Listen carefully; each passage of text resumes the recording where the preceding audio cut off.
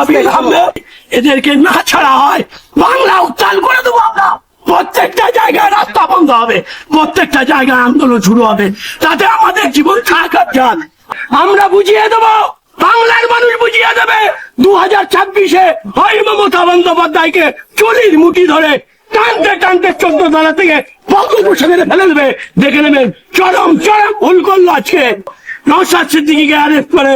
আজকে শুধু নওশাদকে অ্যারেস্ট করেনি, মুসলিম সমাজের যে সমস্ত যারা নেতৃত্ব দেয়, যে সমস্ত মানুষেরা এই মমতা বন্দ্যোপাধ্যায়কে 2011 সালে ক্ষমতায় নিয়ে এসেছে, কামরুজ্জামান থেকে শুরু করে ইমতিয়াজ জলিল থেকে শুরু করে এই সমস্ত মানুষেরকে তাদেরকে অকথ্য অত্যাচার করে বিজন ভানে তুলে আটকে রেখেছে এবং এই কলকাতায় বিভিন্ন থানায় তাদেরকে ছড়িয়ে ছিটিয়ে রেখেছে। আমরা এই থানা থেকে ও থানায়, হ্যারিস্টিং থানা থেকে শুরু করে বড়বাজার থানা, বউবাজার থানায় কেউ সদুত্তর দিতে পারছে না। এরা কি মনে করেছে মুখ্যমন্ত্রী মমতা বন্দ্যোপাধ্যায়? তিনি তো পুলিশ মন্ত্রী, নিজেকে কি ভাবছে? এই মুসলিম সমাজকে বলবো এখনো ভাবুন, ভাবার সময় আছে। আপনারা যদি এখনো সজাগ না হন, এই বিজেপিকে দিয়ে এই মুখ্যমন্ত্রী এই কাজগুলো করাচ্ছে, এটা যদি আপনারা এই মুসলমান সমাজ না বুঝতে পারে, তাহলে আগামী দিন তোমাদের অবস্থা খারাপ হয়ে যাবে। এই মুখ্যমন্ত্রী মমতা বন্দ্যোপাধ্যায় খারাপ করে দেবে। দিদির কেন এত রাগ হচ্ছে এটা বাংলার মানুষ জানতে চায়। মুসলমান সমাজকে বলবো এখনো আপনারা সতর্ক হন। কিছু টুপিওয়ালা দাঁড়িয়ালা এখন ওই দিদিমণির চটি চাটছে, তাদেরকে সাবধান করতে চাই আপনাদের মাধ্যমে। এখনো সতর্ক হয়ে যান, নইলে যখন এই সম্প্রদায়ের মানুষ সমস্ত সম্প্রদায়কে নিয়ে তোমাদের উপরে ঝাঁপিয়ে পড়বে, চটি চাটা বার করে দেবে। ধর্ম মঞ্চের কিসের পারমিশন লাগবে? সেখানে তো স্লোগান হবে না, রাস্তা জাম হবে না, একটা ধর্ণা মঞ্চ তৈরি হবে। আমি আমার অধিকারের কথা সেই মঞ্চে বসে বলবো।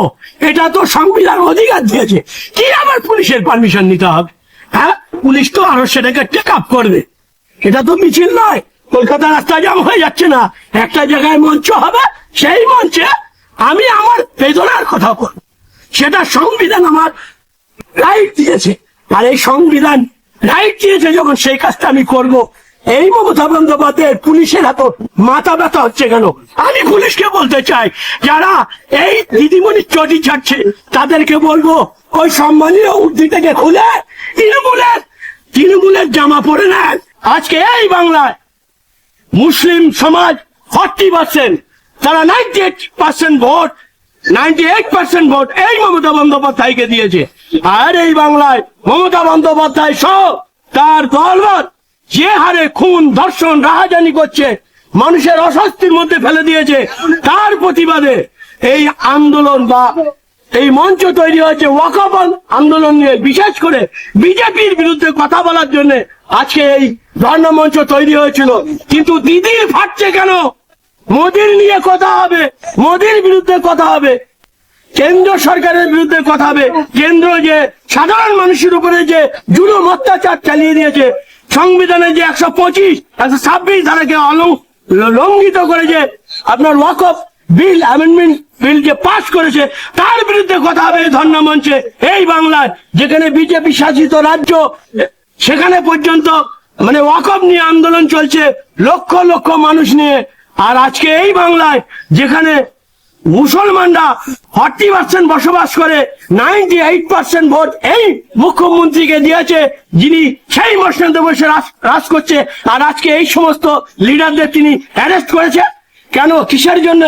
এখনো আজকে দেখতে পাচ্ছিল কিছু কিছু পুলিশের জন্য আজকে বাংলায় যে পরিস্থিতি তৈরি হয়েছে, পুলিশকে মানুষ পেটাচ্ছে কেন? কেন পুলিশকে পেটাচ্ছে? পুলিশকে কেন সম্মান করছে না? কিছু কিছু পুলিশ এমন অবস্থা করছে, এই মুখ্যমন্ত্রী মমতা বন্দ্যোপাধ্যায় চটি চেটে সাদা করে দিচ্ছে, তাই তো তারা পুলিশকে অ্যাটাক করছে।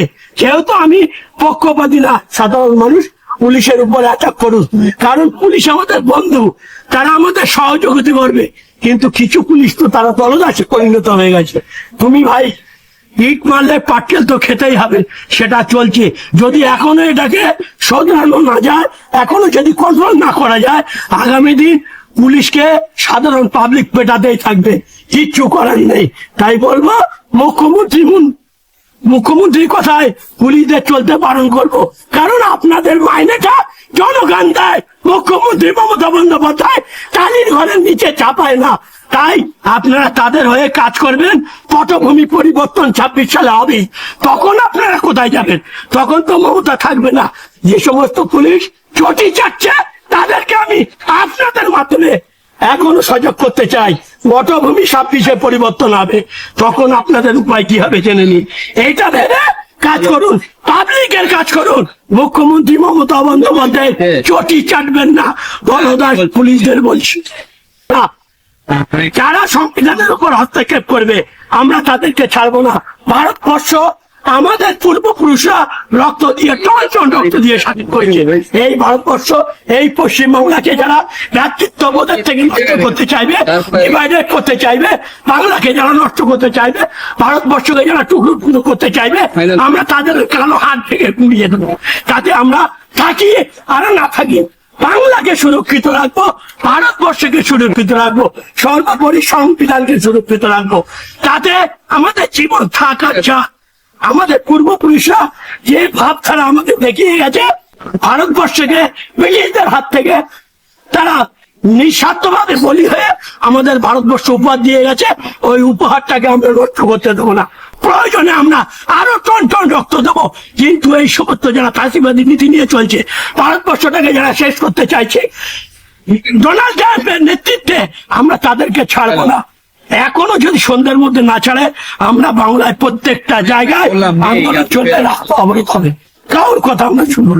আমরা তাই আপনাদের মাধ্যমে বলতে চাই, মুখ্যমন্ত্রী মমতা বন্দ্যোপাধ্যায়কে বলতে চাই, পুলিশ মন্ত্রী মমতা বন্দ্যোপাধ্যায়কে বলতে চাই, অবিলম্বে সন্ধান করতে যদি এই সমস্ত নেতৃত্বদের না ছাড়া হয়, আমরা কিন্তু কি করবো আমরা কিন্তু বলতে পারছি না।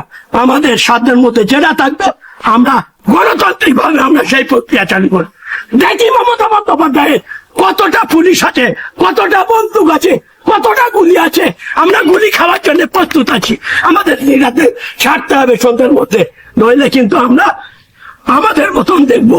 সংবিধানকে সামনে রেখে মমতা বন্দ্যোপাধ্যায়কে অবিলম্বে 14 তলা থেকে ডাস্টবিনে ফেলার ব্যবস্থা বাংলার মানুষকে করার জন্য আপনাদের কাছে, আপনাদের মাধ্যমে বাংলার মানুষের কাছে, হিন্দু মুসলিম শিখ জৈন সকল সম্প্রদায়ের কাছে প্রয়োজনে নিবেদন করছি, আপনারা আসুন, সমবেত ভাবে এই স্বৈরাচারী শাসক এই মুখ্যমন্ত্রী বন্দ্যোপাধ্যায়কে 14 তলাকে নামিয়ে ডাস্টবিনে ফেলে দিন, নইলে হিন্দু মুসলমানের এই ভ্রাতৃত্বটাকে নষ্ট করে দেবে। এই বিজেপি, এই তৃণমূল, এরা বাইনারি সিস্টেম করেছে, ফাঁসিবাদী নীতি নিয়ে চলছে। এরা চায় না কখনই এই ভারতবর্ষে, এই বাংলায় হিন্দু মুসলিম শিখ আদিবাসী জৈন ভ্রাতৃত্ব বন্ধনে এরা একত্রিত থাক। এরা চায় এদেরকে ডিভাইডেড করতে, এরা চায় হিন্দুকে আলাদা করতে, মুসলমানকে আলাদা করতে, আদিবাসীকে আলাদা করতে। এরা আলাদা করতে পারলে এদের গদি টিকে থাকবে।